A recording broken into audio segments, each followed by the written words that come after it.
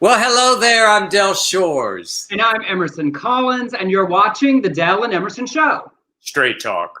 Real gay. Hi, Del Shores.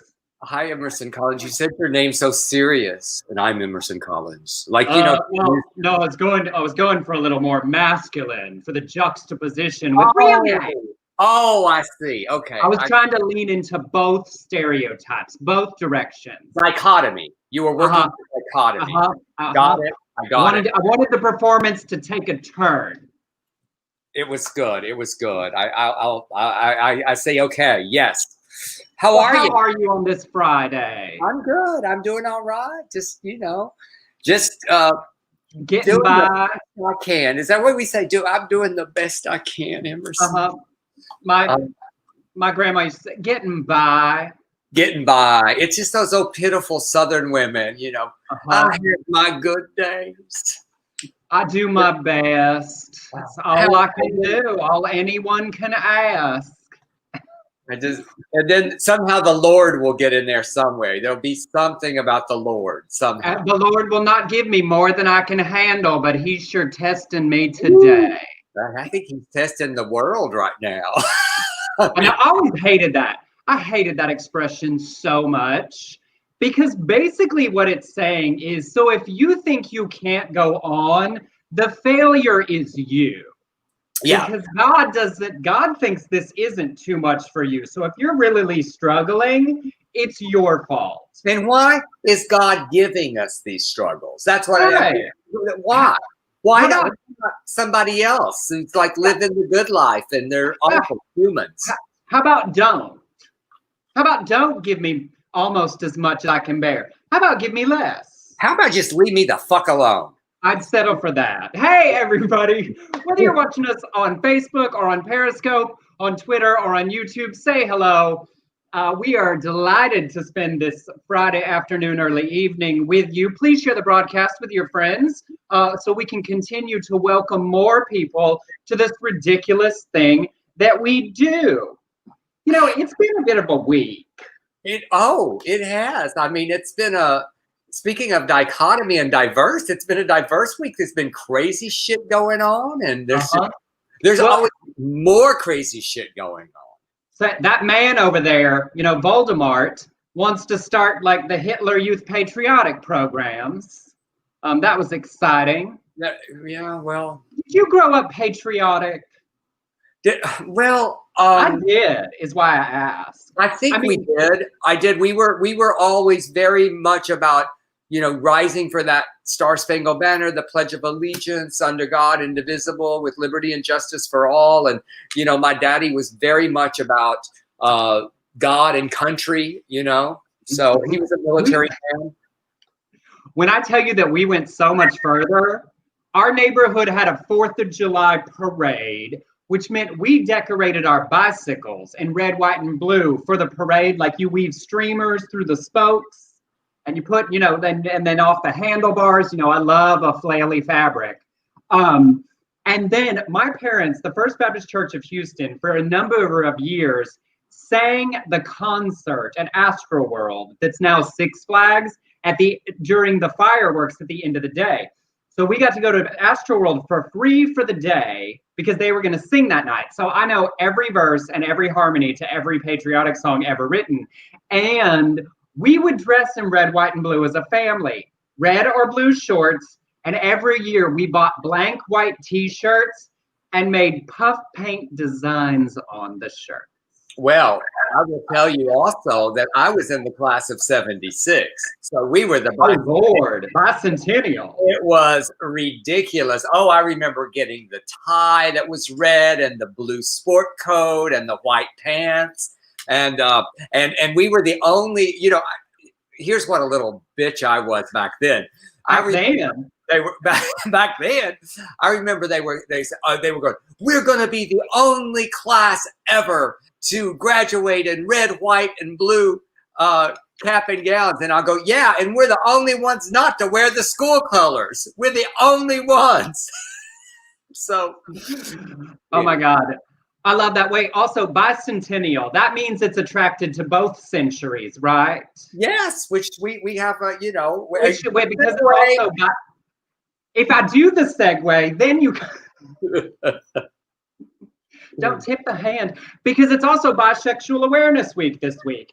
And I was thinking about people who say awareness. Well, we know they exist, but I was thinking about think about how many homo celebrities we can name, and how bisexual visibility, like it is much harder to name like a swath of bisexual celebrities. I think of like Janelle Monáe or Michelle Rodriguez, but I can't name a bunch of men that are at that level of celebrity. So y'all think about not reinforcing bisexual stereotypes this week as we celebrate our bi brothers, sisters, and other folks. Yeah, I think we have all come to a better understanding of bisexual, or we at least make an effort, more of an effort, because I think there's a lot of, and I have to say, I was part of that in the gay community, was going, well, I don't believe in, bisexuality.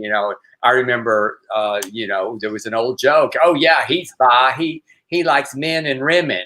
That kind of bullshit. But you know what it does is it counts it. It discounts it and says it doesn't exist. And then I would point to studies. Well, there was this study up in Canada that said that women yes, but men no. And and he's just waiting to bi is a pathway to gay, and that's what it was for me, quite honestly. But it's not for everybody. There are truly those. Yeah, well, and also, right, the visibility for bisexuals can be more difficult without saying it anyway, because if they're in a same-sex relationship, people assume they're gay, and if they're in an opposite sex relationship, people assume they're straight. So they actually have to constantly say it for their sexuality to be present. So just consider that in your engagement this week, you all. I thought you'd enjoy this on the earlier. Todd Ward had a bicentennial themed bedroom, even patriotic curtains. Todd, that's too much. Yeah, that's a lot, Todd. That's a lot. If you have a picture, I would love to see it. I would just love you to. DellShores@me.com. Send me a picture. That's like when people say, do you have to be that gay? And I say, yes. But do you have to be that patriotic? I do. I have to. It's like you look, that t-shirt looks really, it makes you look gay. I used to go, well, I am gay, so that's good. That's a good thing. I don't do sports ball. I didn't even notice the little. That's my old merch. It was just what was y'all. I got to do laundry. I can't go anywhere, and I don't go anywhere, and I'm still wearing every article of clothing that I own before I'm willing to wash clothes. Oh, I don't. I'm very different than you. Hi, Ray. So, hey, everybody. And then one other minor, just because I couldn't get past it. We're not going to fall all the way down his rabbit hole, but I hope some of y'all were forced to watch, as I was, Kanye West peeing into his Grammy. I watched it. Water sports. It's making a comeback. I'm worried. I'm worried about the Kanye. I'm worried. And he got kicked off Twitter for 12 hours. I mean, he did post his entire music contract. That's a lot of tweets, sir. I can't read that much. Well, the reason he got kicked off was he put Randall Forbes, the editor of Forbes magazine, he put his personal contact and told fans to write him and tell him he's a white supremacist. So, I mean, that'll get you kicked off of Twitter. I mean, that's tough. That's tough. Wait, Ken had the entire 1976 Sears bedroom set. I love that I have contemporaries here from the class of 76. They're like everybody. All right, y'all. Well, hello, welcome. We are sure glad you all are here. Please feel free to comment as we go along. It certainly keeps us entertained. Jeffrey, no. To be very clear, I am not a bisexual.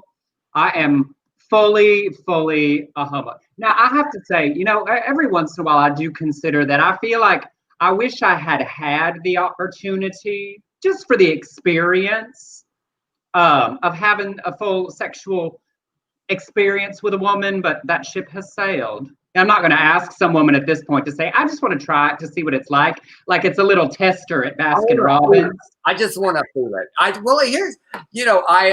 went through that period. I've told you this before, but I will tell them that, after my divorce, I was going to Dr. Sandra Baca, I'm bi. And then she just one day she said, so since you've given yourself permission to be with men, how many women have you been with? I go, oh, I'm gay. That was a big realization. The realization was like, okay, from that moment on, I said I'm gay. And of course, many our sexualities can grow, they can change, we can learn new things about ourselves at every era. I say never wall yourself off, but it is not likely that that's a road I'm going to get down. I'm not going back. I will not cross back over I did not go back on that side of the street. No, you did buy a house there, so you lived on that side. I don't have regrets. I have 2 amazing daughters. And so, yeah, we're good. We're good. All right. Well, y'all, what we do here is the LGBTQ news and nonsense, all the things we think are important or silly to share with you. So I'll start off. We haven't talked much about this, but obviously you've all seen the fire crisis that's happening here on the West Coast, and particularly horribly in Oregon, where it's burned over 1 million acres and displaced nearly 10% of the state, 500,000 residents with evacuation orders.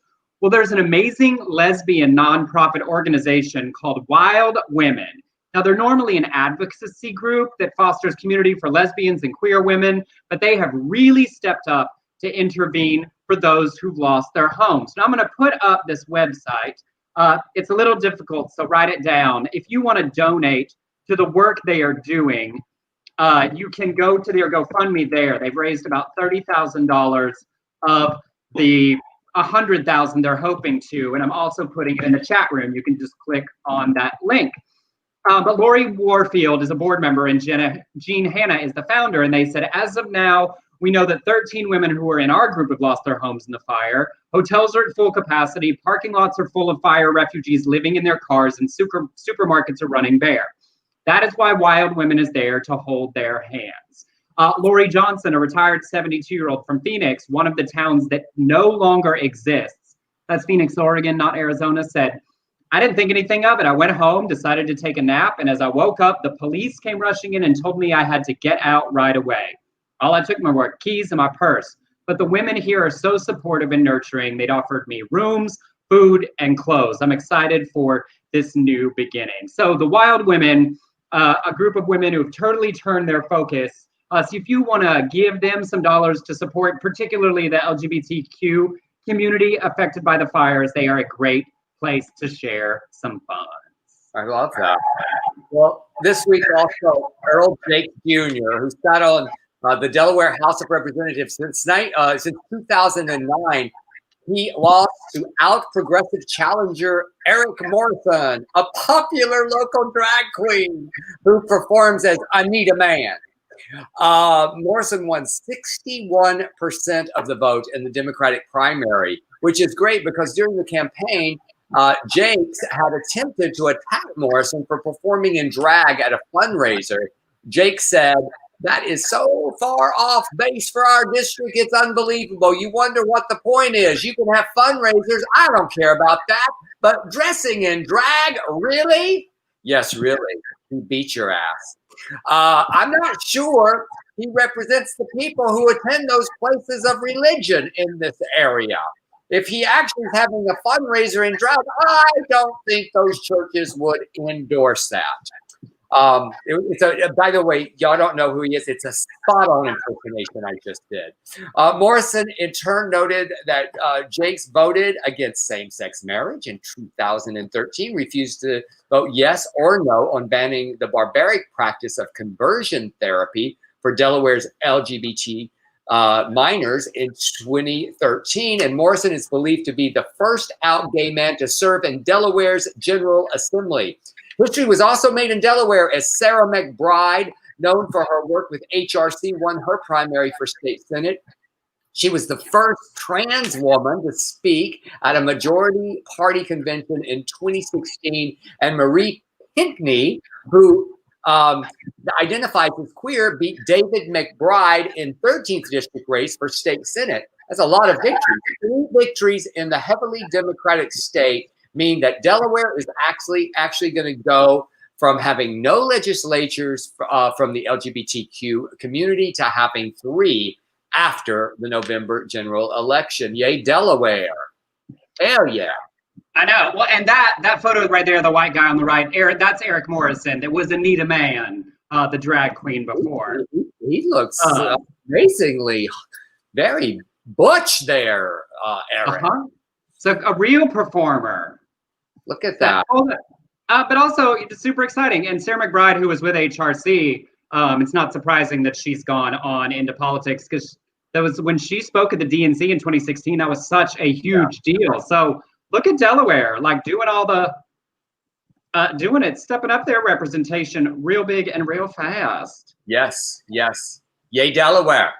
Yes. And in other fun news, SNL, of course, will return this fall just in time to give us a little humor and satire as we head for the final weeks of the election. But they just announced that they have added 3 new featured performers, including this lady right here, Punky Johnson, who is a lesbian.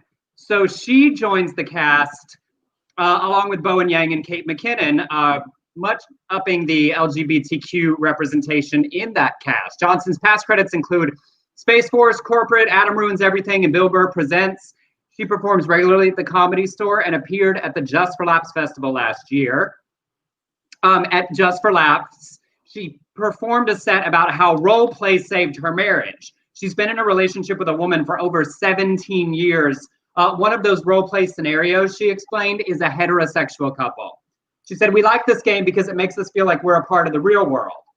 And I just find that hysterical, that like their role play adventure is like one of us is straight.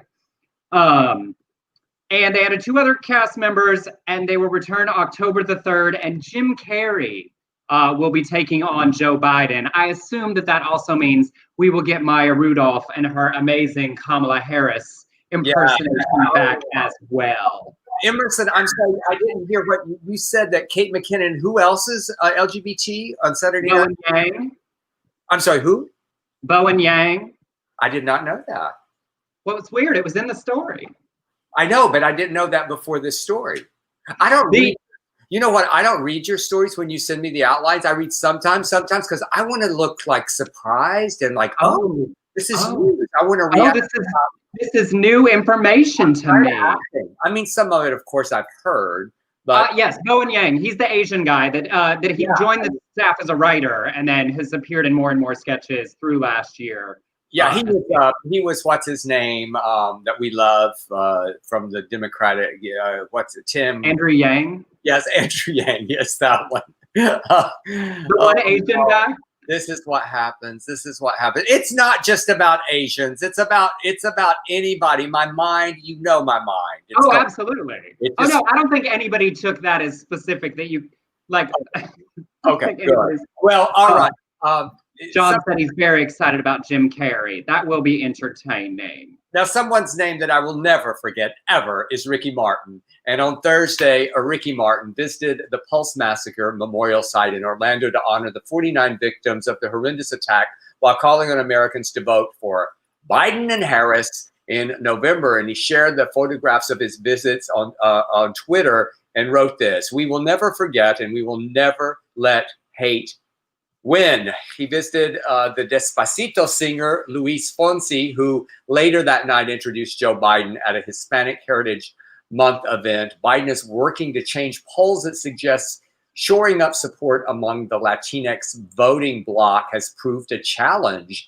Martin called on Puerto Ricans to vote for Biden, saying he believes everyone has a place in this country, no matter where you were born, what you look like, or who you love, doing what is necessary for the welfare of our communities in the U.S. And he added this to his Instagram post. And look at him, he dressed up so beautifully. They both did, and visited Pulse. And I'm a little surprised. I was watching today some news where they were talking about how we are slipping in the Latinx voting by a lot from 2016. So, unfortunately. It was also fascinating on Tuesday to watch that, because then a bunch of conservatives tried to make fun of Joe Biden for walking out to the podium playing Despacito. because they didn't realize that the reason he was playing it is because Luis Fonsi, who wrote it, just introduced him. So by trying to make Joe Biden seem like lazy pandering, they just revealed their own lack of awareness of the community because they didn't know the correlation. I was like, so many times people trying to get you on somebody just reveal their own stupidity. Yes. Bless their stupid, stupid hearts. All right, well, I've tried not to like hammer on this particular story because it's been so much and we talked about it a good bit. But J.K. Rowling is back in the news this week because she's just released a new book entitled Troubled Blood. It's the 5th in the detective series that she's been writing under a pen name.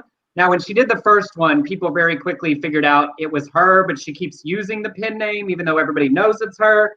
Anyway, central to the book's plot is an investigation of a cold case, and one of the suspects is a man who cross-dresses to get close to female victims.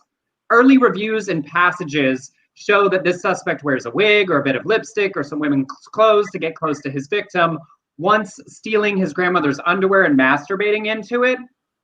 Now, obviously, that revelation this week, full disclosure, I've not read the book, but this has led to extreme criticism from trans people and allies, given the rhetoric we've been talking about this year from Rowling on trans people and trans issues. And it's really interesting and sort of impossible to divorce that she was writing this book while having these conversations, right? I was trying to think about it because as she started saying this stuff earlier this year, there was a little bit of like, what? Why her? Why this issue? Why now, right?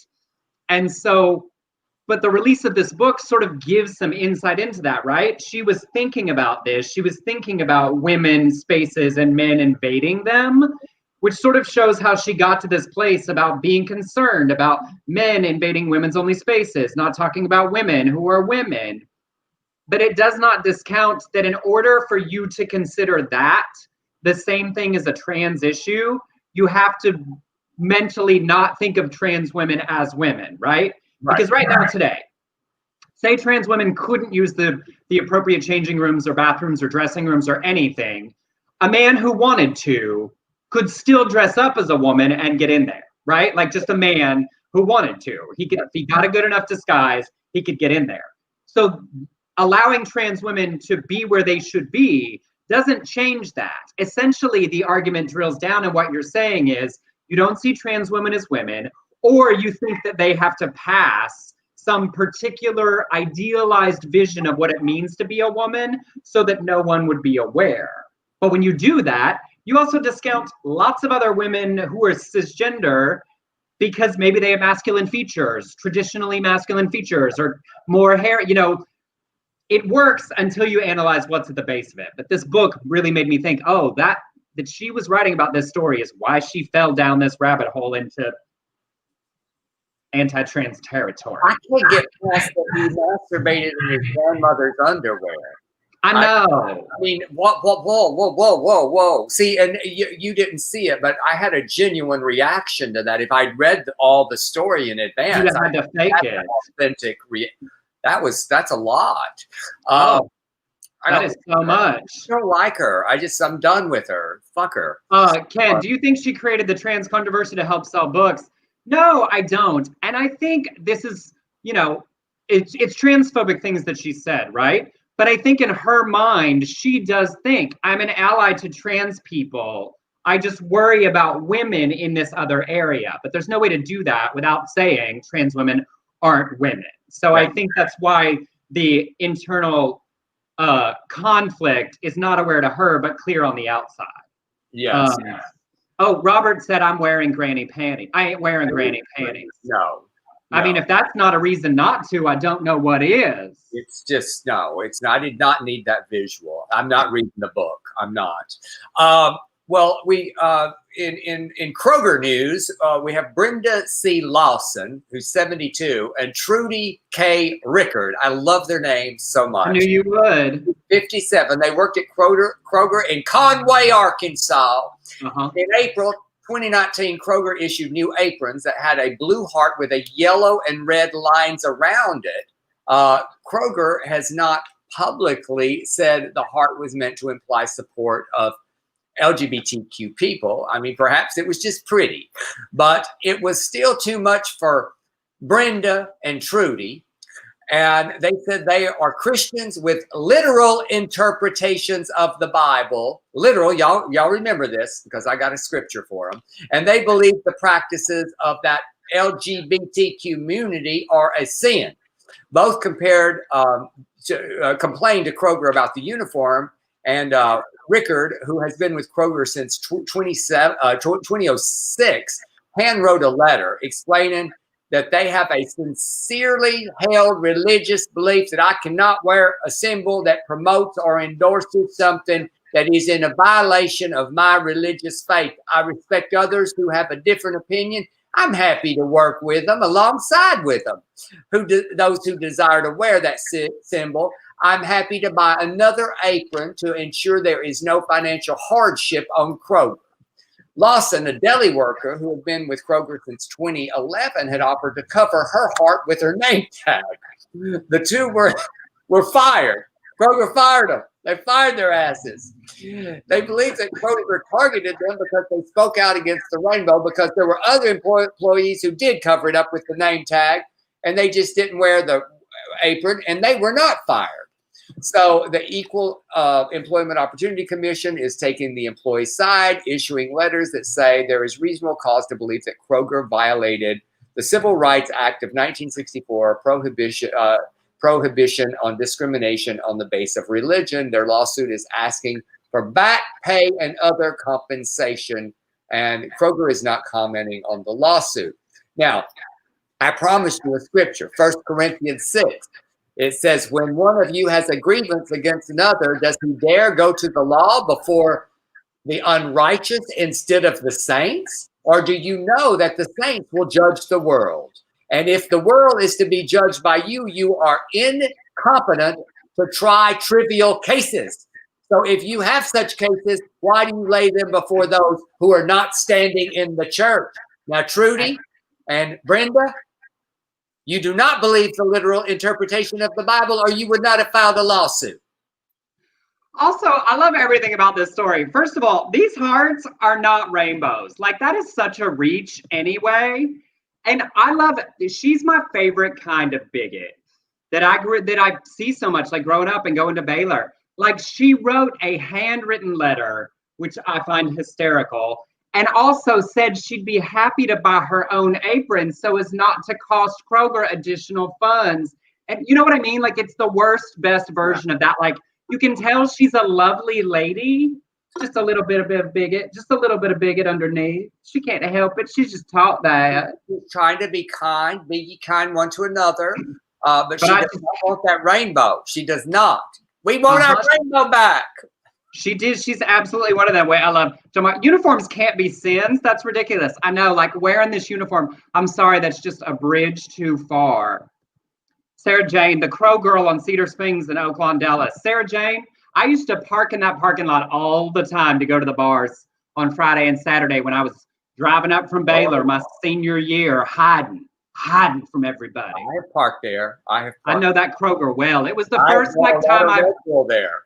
That's the first time I learned people cruised grocery stores, like that was a thing. I did not know. Yeah, right by the Cheetos. That's real good. That's where you wear your gray sweatpants and flop a little bit, like the boys do on Instagram Reels and TikTok. Yeah, with a cock ring, with one of them cock rings. Fluff it up. Just fluff it up a little bit before you wander in. Yeah, right around. You start fluffing around the Fritos. By the time you're at the Cheetos, you're just a little. Just make sure you don't get past half-mast and you get too far. Because, as you know, that's where you cross over to porn. That's exactly right. It's not flirty at that point. All right, y'all. We've reached the halfway point of our show, which means that it's time for me to do our little commercial break. We do this because we love it. Genuinely, we do it because we love it. But we do put in a good bit of work, finding a variety of stories about our community, entertaining and important to share with you.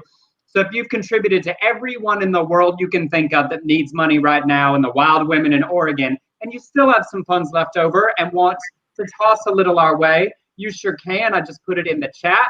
It's in the banner below. You can send us a tip on Venmo to @EmersonCollins or on PayPal to beardcollinshoresproductions@gmail.com. $1, $5, $50, $1,000, whatever is in your heart and your wallet to share. We'd sure appreciate it. We do, and thank you all who continue to help us out there. It's like this is kind of like when we pass the offering plate, right? Exactly right. We're going to sing a hymn and pass the offering plate. That's right. But y'all look. Now look. Those tips are important, and they've been getting a little lighter the last few weeks. And I just want to remind people, think of your contributions to candidates and issues as your tithe, correct? And we're more like the Lottie Moon offering. We don't want you to take out of your tithe. We just want you to give a little above and beyond that 10%, and we'll keep it ourselves. How many got that reference, Emerson? How many? Yes, Victor, we love that 3209. Victor does do that weekly, and it's hilarious. We appreciate it. Yes, we've had a few of those incarnations that with decimals at different places, which we do appreciate. Yeah. But yes, that was a very specific Southern Baptist reference. I know. And Annie Armstrong, do you remember the Annie Armstrong Christmas offering? There was the Lottie Moon, and then there was the Annie Armstrong as well. Or did they? There was a different. That wasn't Annie Armstrong. Wasn't ours. It was the Lottie Moon, and then somebody else, but it wasn't Annie Armstrong. That's not the name of it. I think does any other former Southern Baptists? Thank you, Rob. All right, well, I'm gonna get on to this next story while y'all help us remember who we gave to at the holidays. We always did like missionaries, the foreign missionaries that were our church missionaries, then Lottie Moon, and then one other. In interesting trivia, the Census Bureau this week just released new data stating that there were approximately 980,000 same-sex couple households in the U.S. as of 2019. 58% married, 42% unmarried, slightly more female than male. Obviously, that doesn't represent all gay, lesbian, bi people, since some people live alone or with family or roommates or are unhoused. Obviously, there are bisexual people and opposite-sex couples that wouldn't count in that either. But interestingly, on average, same-sex households that responded as households make about $11,000 more on average annually than opposite-sex couples. However, when you split it up by male and female, male households make almost $36,000 more per year than female. And female same-sex couples make about $9,000 less on average than opposite-sex couples. They did say the highest concentration of same-sex couples were in Washington, D.C. at 2.4%, then Delaware, Oregon, Massachusetts, and Washington. I just found that kind of interesting. And that is why we got that drag queen, Anita Mann, winning. In Delaware. And the male to female ratio was shocking. Yeah, y'all, it's such a great example how, like, even within our community, the disparity between earning potential for men and women. Now, certainly what industries you work in can impact that. We don't want to oversimplify, but still, when the number is that disparate, even taking into consideration different industries, that's a significant sex difference in how much money can be brought in. And that's why we work to address that. Yes, and okay, going to a little Texas news. Emerson and I are both Texans, or we were at least. The Texas State Board of Education, dominated by Republicans, rejected proposals for a new LGBT-inclusive curriculum, including basics like learning the definitions of gender identity and sexual orientation, as well as a proposal to teach middle schoolers about consent. Ruben Cortez, a Democrat from Brownsville, made the suggestion at a board meeting saying that middle and high school students should learn the importance of treating all people with dignity and respect regardless of their sexual orientation and gender identity. He said tearfully, "One of my children this summer came out to us, and the fact that she had to bottle that in for years, thinking that we wouldn't accept her, it's difficult to imagine what other students who don't live in a tolerant house would go through if we don't insert language like this to help our students." However, the board shot down his proposal, insisting that it should be up to individual Texas school districts whether they even mention LGBT people in sex education classes. Lawmakers did give preliminary approval to a new policy on teaching children about birth control methods other than abstinence. Now, this is the first time that the board has attempted to update its minimal requirement for health sex education since 1997. Abstinence only education has been linked to Texas having one of the highest teen pregnancy rates in the United States. Wow. Hey, I'm going to interrupt because somebody just said Ruth Bader Ginsburg just died. 5 minutes ago, NPR Politics, Justice Ruth Bader Ginsburg dies at age 87.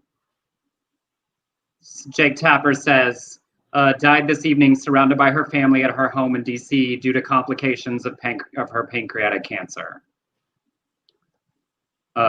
So that is a huge loss for equality, for the advancement of women's rights, for the incredibly vital work that she fought, starting with women's lib, and the incredible work that she's done defending our community, the way that she's spoken on behalf of equal rights and opportunity for people of color, for LGBTQ people, for women in employment. You know, I feel like she's in that place where we've all watched her like she could do forever. She keeps going into the hospital and she's out the next day.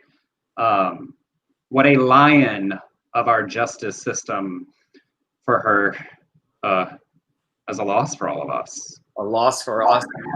I just wonder how this is going to play out. Well, he won't get a justice if that's what you're thinking. You know, remember the last time we were so much further ahead of the election when they refused to seat Merrick Garland. If our Democratic legislators don't filibuster or whatever it takes to stop Trump appointing. Another reason to vote Biden-Harris. I mean, this is just awful. I mean, if you haven't seen the amazing documentary about her that CNN did a couple of years ago, please just, I'm sure they'll replay it tonight. And this really is, you know, we talk about so many issues. The Republicans do so much better than we do at paying attention to the importance of the courts in every administration. I mean, Trump, his team has filled so many court positions at so many levels in ways that will impact how the analysis of legislation and its legality is for a whole generation. And if we don't stop the functioning of our government to ensure that he doesn't get the opportunity to fill this seat, that's on all of us. And I mean, that is like calling our people, getting into the streets, whatever it takes, because they did not seat Merrick Garland for months and months and months and months, wouldn't consider Obama's nomination. So certainly less than 2 months from the election, we have to do whatever to make sure that they are treated the same way they treated us. Absolutely. But you know who's going to rush this and he's going to use this. And well, because we talked about here on the show the other day or last week of the people he's considering, right? Ted Cruz. Just a nest, we said a nest of bigots. That's what. Yeah, a parade of bigots. But in not getting away from that aspect, we must just for a moment, like, celebrate what she did for us and the years that she fought for everything that our community, a life well lived. That's what she was. This is really, yeah. I mean, like the impact that she had on who we are as a nation and what we stand for and how we define the things that we stand for, and holding us true to the ideals that our Constitution is supposed to stand for, regardless of who is in the White House.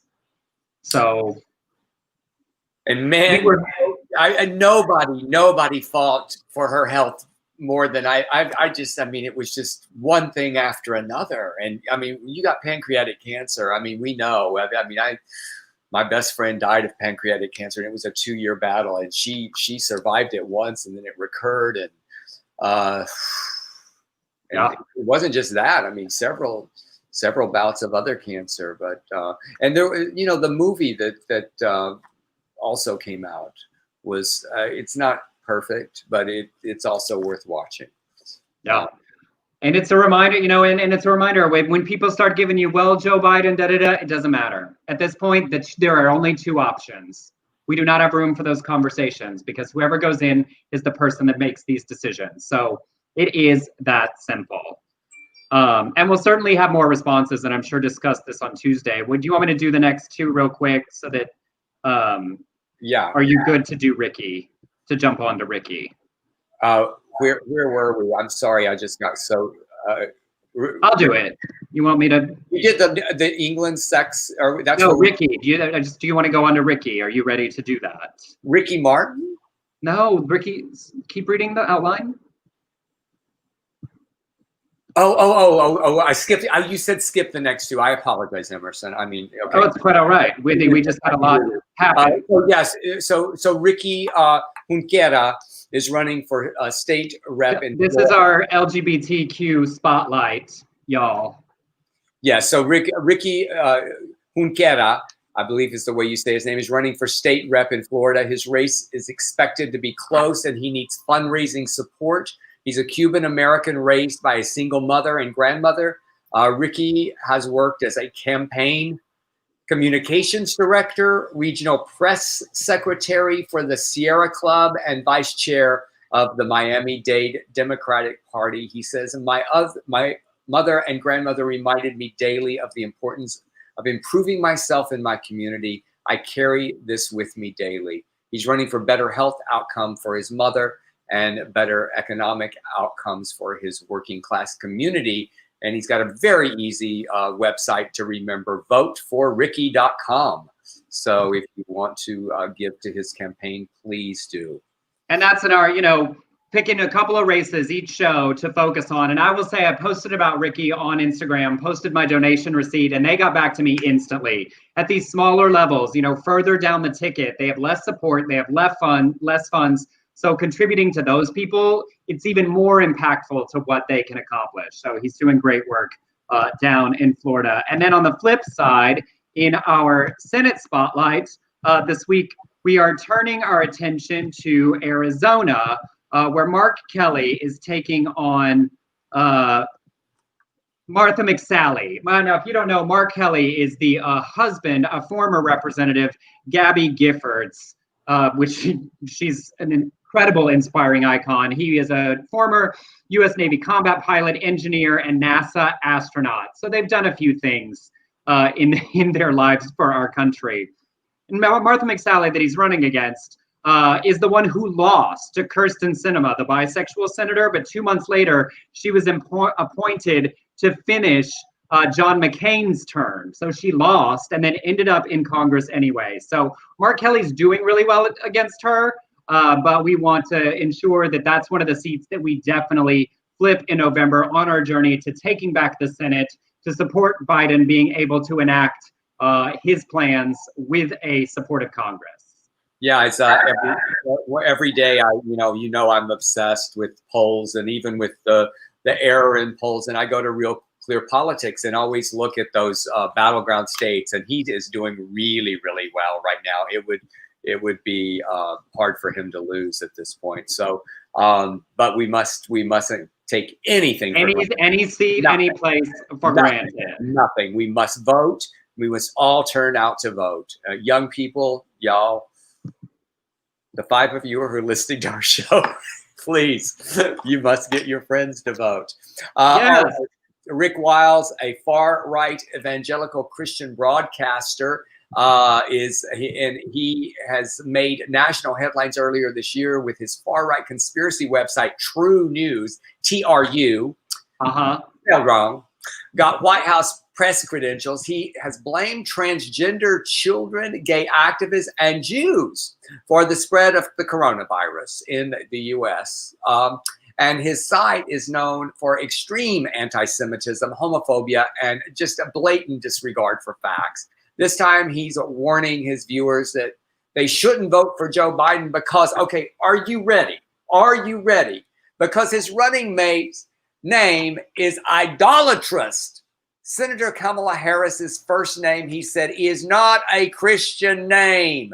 He said she was named for a Hindu goddess. Is that who we're electing? A Hindu goddess? If my mom and dad named me for a Hindu god, I would go to a court and demand I would want a Christian name. I wouldn't want to go through life with a Hindu god name. I want a Christian name because to me, it would be a curse to go through life named for a false idol. Rick, you look like a dick to me.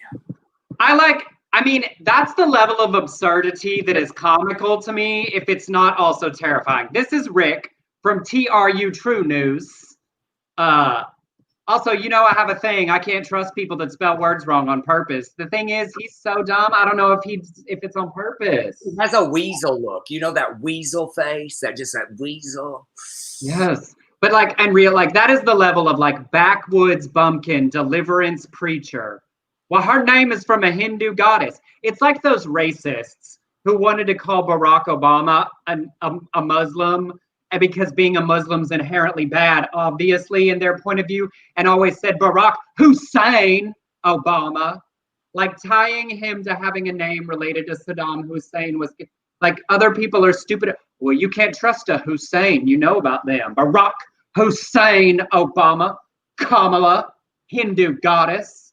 No, well, I remember Richard. His name must be Richard. Rick, right? Rick. Uh-huh. Is that there's not a disciple named Richard, but I guess that's supposedly a Christian name of some sort. I mean, you know, well, you know, it's just a good old white British name, boring white. Can't trust those names. Delford. What do you do with Delford? What is the word meaning of Delford? What's the like origin meaning? Brilliant, handsome man, or something like that. That sounds absolutely correct. It was. It was either that or genius. I can't remember what my mother. What is it really though? It's just, you know, my mother just made it up. She made it up. Are you the only one? Have you ever looked? I have looked. There are a few of us. Even spelled wrong. Like mine is DELFERD, as you know, and there are lots of DELFORD. But that extra E made you special. It made me. Well, yeah. My mother said she read an article that if you named your children unusual names, they would be very, very creative and they would be very different. I think there was some validity to that. John said John means gift of God. That seems a little better than Delford. Delford. What does Delford mean? All right. Well, in another story, this is a little niche, but I don't care because whose show is it? The Dell and Emerson show, and I want to talk about this. Our show. But some of y'all might not be familiar. Now, in the early 2000s, a contemporary Christian music band exploded onto the scene called Avalon. I was just obsessed with them in college. I'm going to show you the picture of their first album. It was called Amazing Grace, but it was Amazing Grace, like with a space, tricky wordplay. Now look at that photo right there on the left. The blonde is named Michael Passons. And I was obsessed. They had two songs, Testify to Love and Adonai, that in my tortured Christian journey, I would listen to those songs in college and sort of sing them, please take this away. For as long as I shall live, I will testify to love. Adonai. Literally, sob crying in my car by myself to these songs. You're welcome. They were on my cry pray list. So this week, Michael Passons actually has been out for a while, but it's not talked about a lot of places. And he was the first member of the band in 1995. This week, he was on a podcast called the Jonah and the Whale podcast with Josh Skinner. I love that.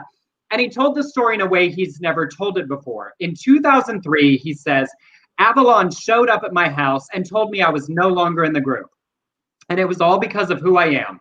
They came alone, but they'd been speaking with management and the record label before they visited my house. He said he was blindsided by the decision. He said he was required to attend some reparative therapy sessions that did not go well. After about a month, I said, look, I'm not going back to that guy. Let the chips fall where they belong. And it wasn't long after that that a member of the group had begun to form an alliance with management, label, and other members to kind of help speed up the process of me not being in the group anymore. He was replaced shortly after that by member Jana Long's husband, Greg. So he doesn't say who was the ringleader, but he did say Melissa Green, another former member of the band, who is now a pastor, was one of the group that showed up at his house that day. But they are now very good friends after she, in his words, helped me through this season in my life. I looked it up, and afterwards she posted on Instagram in support of him saying, today is the first time that Michael is sharing the truth of his story, part of our journey, what happened 17 years ago upon his departure from Avalon and where he is now. I wept as I listened for so many reasons. Aww. I'm also deeply grateful that we have grown so much together, that I have changed so much over 18 years, and that he is finally able to encourage others with his peace and freedom. He added, I'm a gay man and I'm glad to be. At the time I was conflicted because I was involved in a culture where that was not accepted. I knew if I were honest, I would lose my career, I would lose many things, and I did end up losing all those things I feared I would.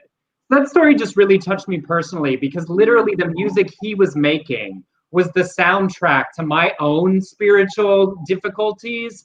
And to hear that he was going through that while making the music that was helping and hurting me at the same time, and to hear how he and one of those band members are great today because she has grown as he has grown.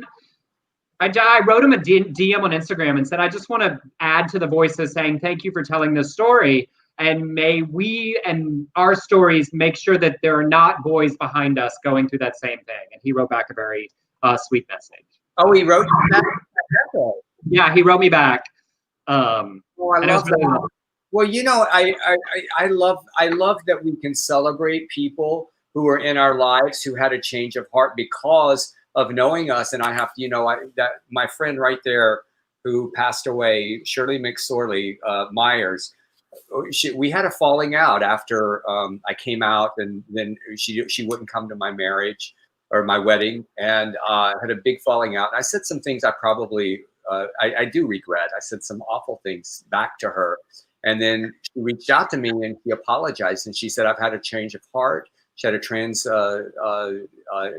niece and really was supportive. And we ended great before she passed away. So I love the story for that reason. I just love hearing her evolve, you know. Yeah.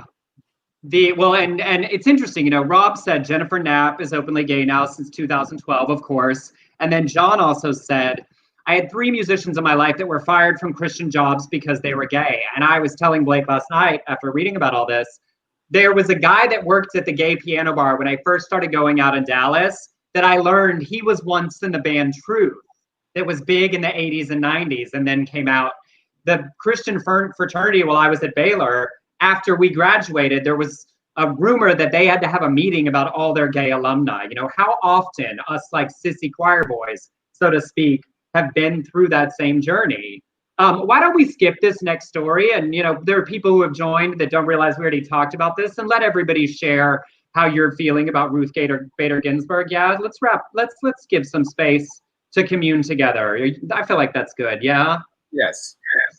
Because y'all, we talked about it a little earlier for those just commenting who just joined us, but feel free to share what that makes you feel, how you're doing, what's going on with you heading into the weekend. We'll just sort of let's wrap up with a community commune because we love doing this with you all. You make us feel good when we do this show, and let's, you know, sort of fellowship together, as it were, as we often do.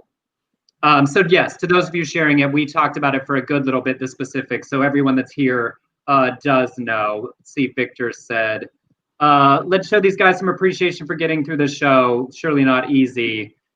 You know, honestly, y'all, I can't think of a better place to be and learn this news than be here with you all, rather than just sitting alone in my apartment.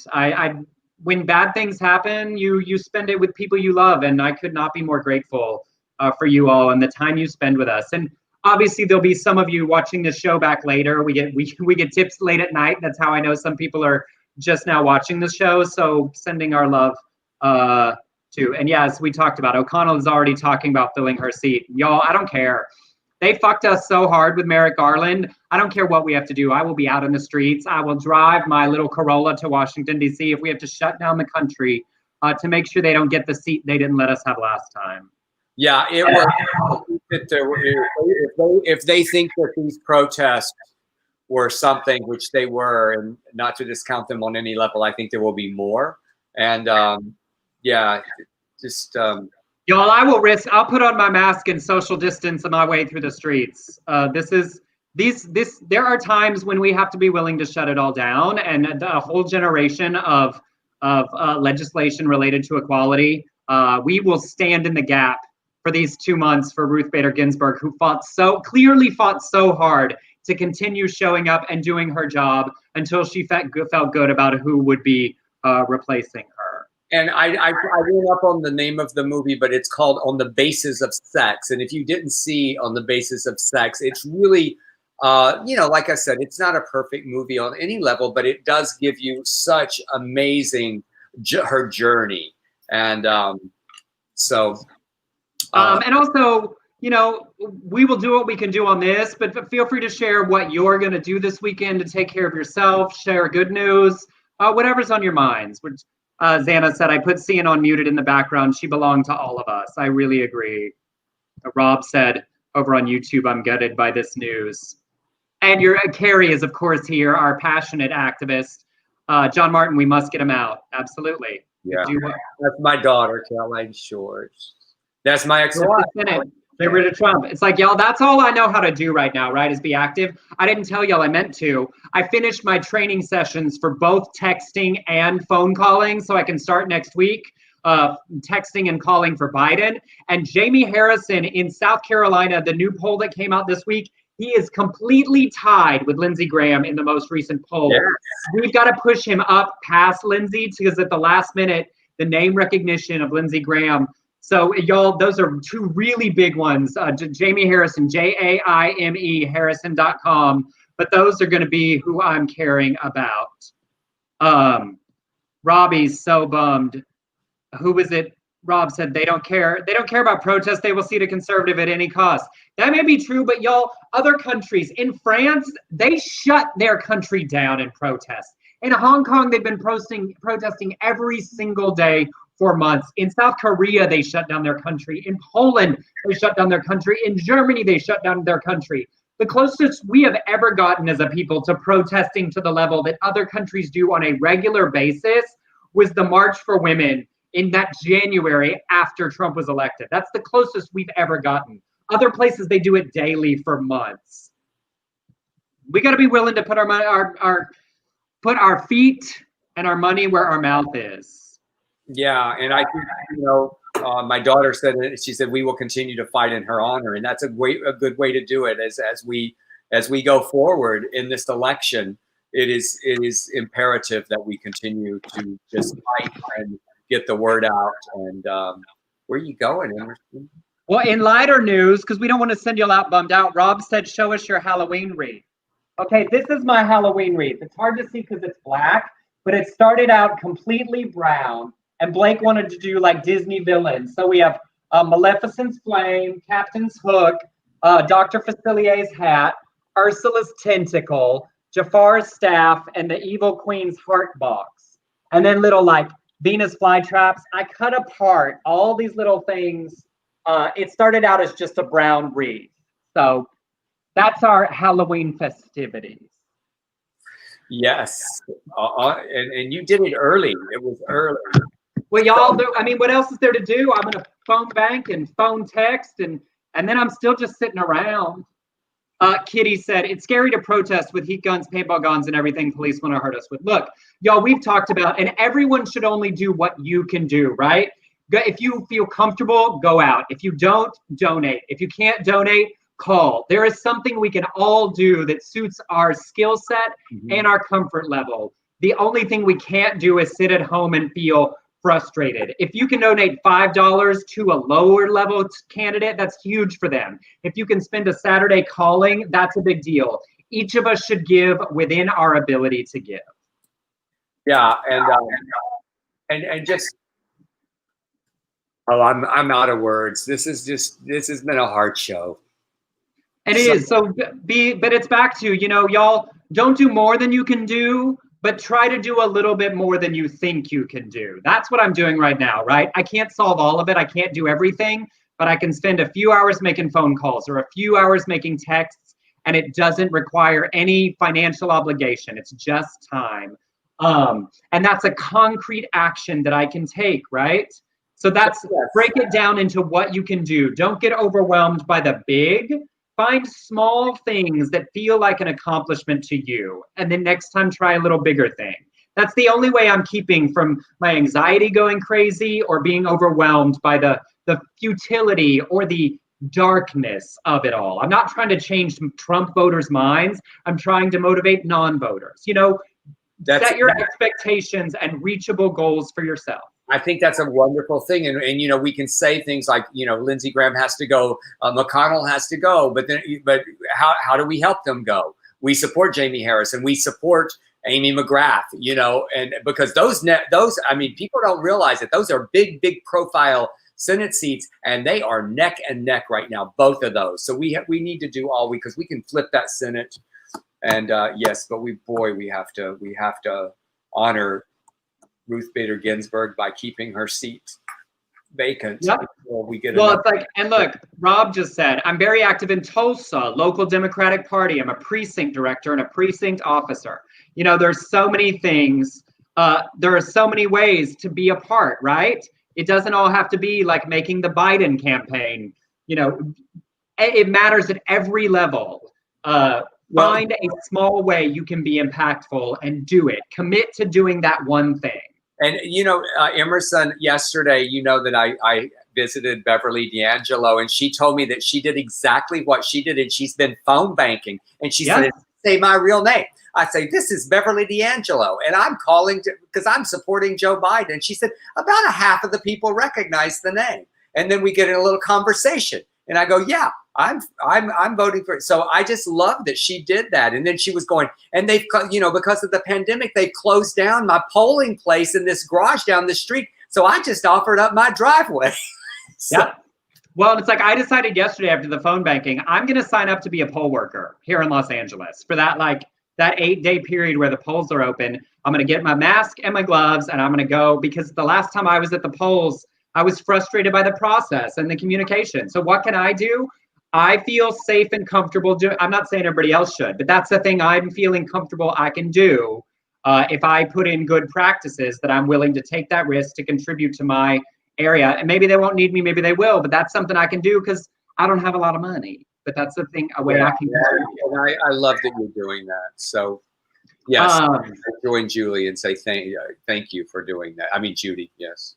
But also, y'all, I don't want to send you out. This is really hard news, and we've commiserated together. Remember, the other important thing is to take care of yourself, take care of your well-being, take care of your mental health. Turn off the news when you need to. Do something for yourself. Watch a movie that makes you feel good. Take care of yourself this weekend. We are running a marathon, not a sprint. FaceTime somebody you hadn't talked to in a while that makes you laugh. Do the things you need to do to take care of yourself to be able to continue fighting and know when you need to step away.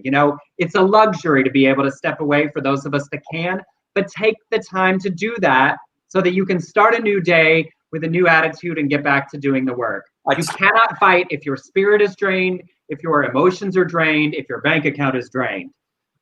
Take care of yourself and all of those things. And one thing that I, since we're going over and we're just talking now, so I just want to say that,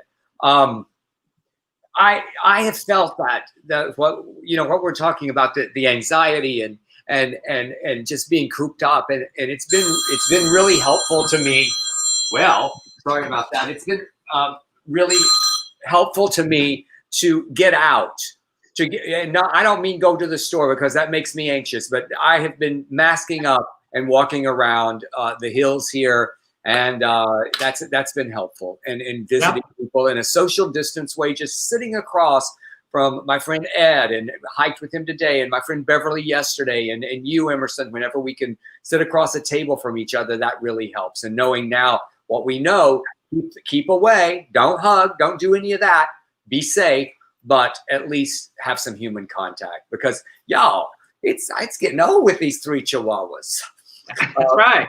And as Teresa said, write a letter, write an email. Like, y'all, money isn't the only thing. Jigs just said, giving to MJ Hagar right now in memorial for RBG. Don't worry, she's on this list of candidates to spotlight. There's all different ways to be a part of it. So do a little something, take a little break, take care of yourselves. And I do want to say, because it's shameless and necessary, I want to say a huge thank you to the people who are able and choose to contribute to us. Stephen Soha, Ray Jarvis, Erica Kopage, thank you for your tip contributions. Y'all have no expectation, but we appreciate those of you that are able to make a contribution in that way to support the work that we do. What are you going to do this weekend, Del? Are you going to do something to take care of yourself? I am going to do a few things. First of all, I'm going to, tonight, I'm going to have dinner with my daughter, Rebecca, and Matt Hayes coming over. So I'm cooking for them. And I think now we'll figure out a way to honor Ruth Bader Ginsburg. Tomorrow I'm teaching acting. I love doing it. I am teaching some good, wonderful actors. And yeah, I know you're doing that as well over the weekend. And on Sunday, I do the same. And then I'm running over to Newell Alexander's tomorrow because he's turning 85. Wardell, 85 years old on Sunday. I love that man. He's my family. And so just going to go over and take my bitches and see his new dog with them and celebrate his amazing life. Amazing. And thank you to Bob and Victor for your in the PayPal. I have to check 2 different places. And as Teresa said, to remind us how they can contribute, you can tip us on Venmo at Emerson Collins or on PayPal to beardcollinsshores@gmail.com. And yes, Blake and I are teaching our musical theater workshop tomorrow, acting through song. And I'm really excited. It's a fun way for us to contribute to some of our experience, to coach and help some other people along, and that we're probably going to keep leaning in. Oh, it was a story, and we're so far over, who cares? Ratched premieres tonight. Sarah Paulson in Ryan Murphy's new series, the prequel to One Flew Over the Cuckoo's Nest. We watched One Flew Over the Cuckoo's Nest again last night to prepare, so we'll probably watch an episode or 2 or 3 or 6 of that tonight, because I watch Sarah Paulson do anything. Cynthia Nixon plays her lesbian lover, and Sharon Stone and Judy Davis. I mean, that is not like a queer dream. I don't know what is. And Emerson, I don't know if you remember this, but back in a long time ago, Louise Fletcher and I were friendly. We went to a lot of dinner parties at our friend Ronnie Claire Edwards' house, and Louise was fantastic. And my favorite Louise Fletcher story was that she told me that she and Ellen Burstyn made an agreement because they kept getting recognized in each other, and they just decided that it was okay to sign each other's names, that they just weren't going to deal with it anymore. That's hilarious and amazing. Kitty said a very assorted wedding is her go-to. And somebody, Kitty, it might have been you earlier, that said, I'm so sorry, I can only tip a little bit. Y'all, to be really clear, we do this because we're shameless and we're poor artists and don't know when we'll be working again. But when we say don't give to it, like we're fortunate to have some fans that are well off.